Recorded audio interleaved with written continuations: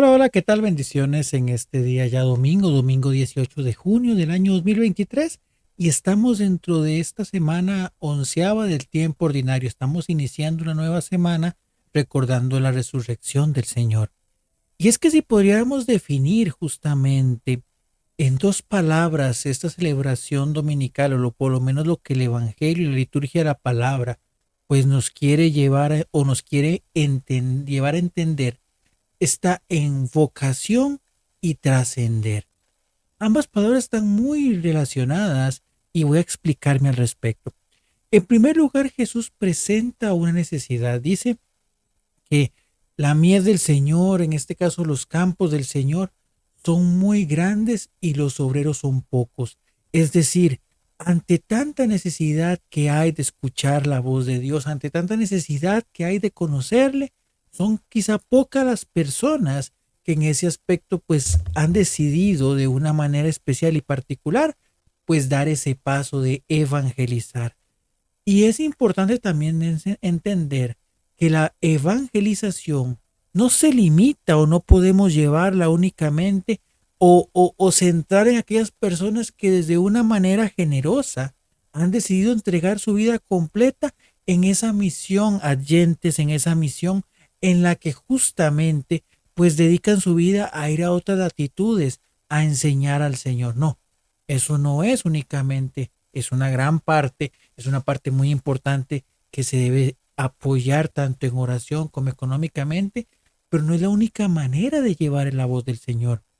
En cada ambiente en el que nos desarrollamos, también hay una necesidad importante de evangelizar en nuestros trabajos, en nuestros hogares, con nuestros amigos, en nuestros deportes, en nuestros hobbies, en fin, en todas las realidades del ser humano hay una necesidad de Dios, hay una necesidad de conocer el Evangelio. Entonces, cada uno dentro de su situación y dentro de su cotidianidad tiene ese llamado a evangelizar. Entonces, por eso dice el Señor que la mies es mucha porque todavía no solamente hablemos de personas o de estancias físicas, sino incluso situaciones de la vida cotidiana, momentos o características de los seres humanos donde hace falta justamente esa evangelización. Entonces, dice Jesús, pídale al dueño de la viña que envíe más trabajadores. Pídale al dueño del campo que envíe más trabajadores. Y lo segundo que viene, pues es tal vez la parte más importante. Bueno, y aquí, y eso ya iba, ese elemento de trascender, de la vocación a asumir, a trascender ese llamado. Dice que Jesús de sus discípulos elige 12 que les llama apóstoles. ¿Y por qué esa gran diferencia? Porque porque tal vez podríamos entender ambas palabras como lo mismo, pero eso no es del todo cierto. Discípulo es aquel que escucha la enseñanza del maestro. Jesús era seguido por muchísimos discípulos y era parte de la experiencia de la época que personas quisieran seguir justamente a a un maestro que les enseñara, que los guiara en muchos aspectos. Pero después dice que esos 12 se convierten en apóstoles, es decir, en enviados. Es decir, yo para escuchar a Jesús o al escuchar a Jesús, también tengo que tener una disposición real a ser enviado a hablar de Él a los demás. Eso es el trascender en la vida evangélica. No solamente se trata de recibir y de asumir y de ir pues acumulando conocimientos, sino que por otro lado también se trata de yo hablar de aquello que he recibido y no desde un sentido de vista o desde un punto de vista académico, es que no, yo sé tanto de Biblia, yo sé tanto de liturgia, yo sé tanto de eclesiología, yo sé tanto de misiones, yo sé tanto de pastoral social, no, sino que mi vida se convierta en un testimonio de aquello que yo he recibido, que es decir, ese encuentro con Cristo que ha venido a cambiar mi vida.